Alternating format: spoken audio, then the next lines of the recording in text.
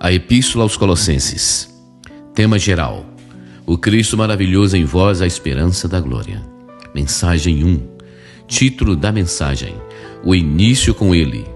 Tema de hoje: os segredos da oração de Paulo pelos Colossenses. Versículo para a oração: Colossenses capítulo 1, versículo 12 e Colossenses capítulo 2, versículos 6 e 7. Dizem assim: dando graças ao Pai, que vos fez idôneos à parte que vos cabe da herança dos santos na luz. Ora, como recebestes Cristo Jesus, o Senhor, assim andai nele radicados e edificados e confirmados na fé, tal como fostes instruídos, crescendo em ações de graças. É inspirador ver como a oração de Paulo pelos Colossenses, registrada em Colossenses capítulo 1, versículos de 3 a 12, não é apenas um registro histórico, mas uma mensagem atemporal que ecoa em nossos dias. O apóstolo, ao saber do excelente início da fé, amor e esperança que brotaram entre os colossenses, frutos gerados pela palavra da verdade do Evangelho, ele transborda em gratidão a Deus.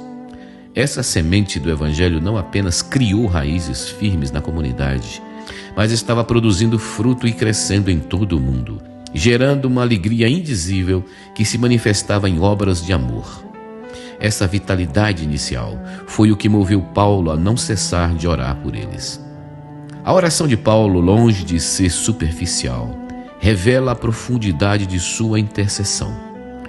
Ele pede que os colossenses sejam cheios do conhecimento da sua vontade, em toda a sabedoria e inteligência espiritual, conforme está em Colossenses capítulo 1, versículo 9.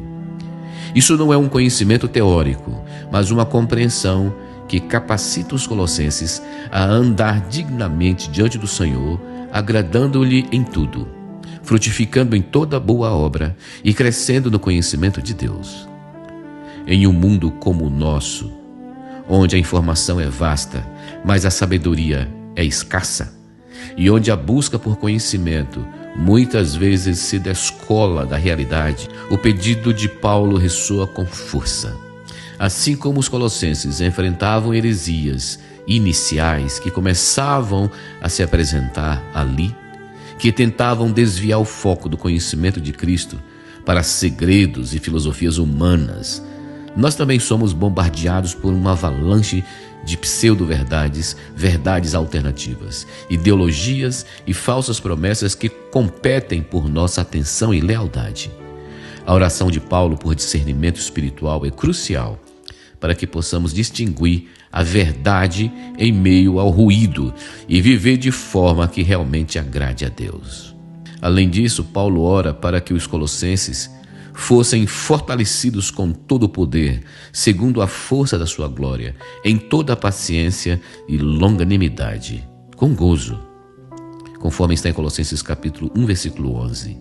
Para uma comunidade que certamente enfrentaria perseguições e a pressão de influências externas, a paciência e a longanimidade seriam cruciais para a resistência e perseverança na fé. Ser fortalecidos com o poder de Deus permitiria que eles suportassem as adversidades sem perder a alegria, mantendo-se firmes no Evangelho, mesmo diante das tribulações. Nos dias de hoje, marcados por ansiedade, polarização e incertezas globais, a necessidade de paciência e longanimidade é palpável, é visível, é necessária, é concreta. O conturbado cenário político e social, as crises econômicas e os desafios de saúde que afetam a todos, exigem uma resiliência que transcende a força humana. A alegria que Paulo menciona não é uma alegria ingênua que ignora a dor, mas uma que brota da força inabalável de Deus, capaz de nos sustentar mesmo em meio às maiores adversidades. A capacidade de suportar com alegria é um testemunho poderoso em um mundo que muitas vezes se rende ao desespero. O clímax da oração de Paulo é uma oração de graças ao Pai, ao afirmar que nos fez idôneos para participar da herança dos santos na luz, conforme está em Colossenses 1,12. Essa afirmação é a ancoragem para toda a vida cristã, tanto para os colossenses quanto para nós.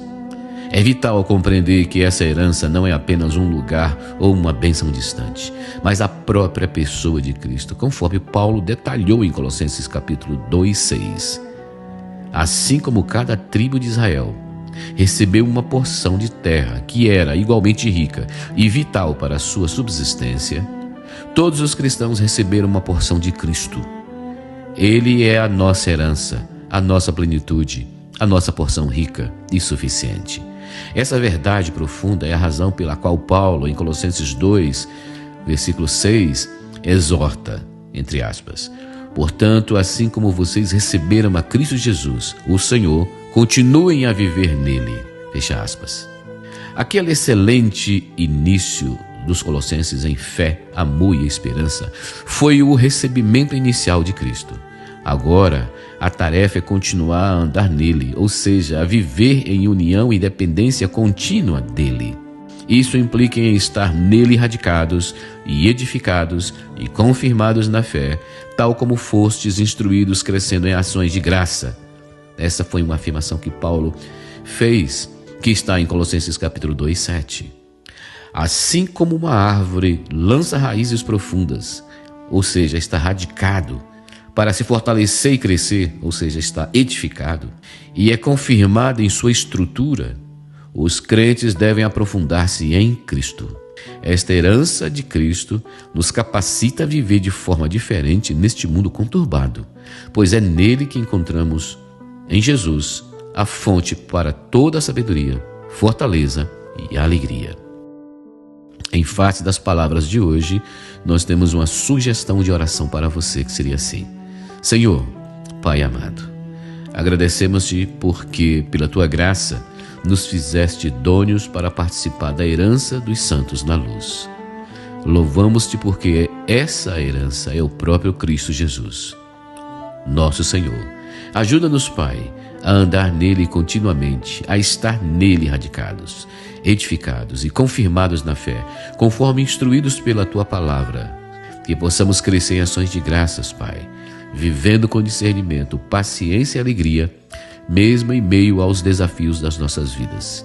Que a nossa vida reflita a glória do Cristo que habita em nós, a esperança da glória.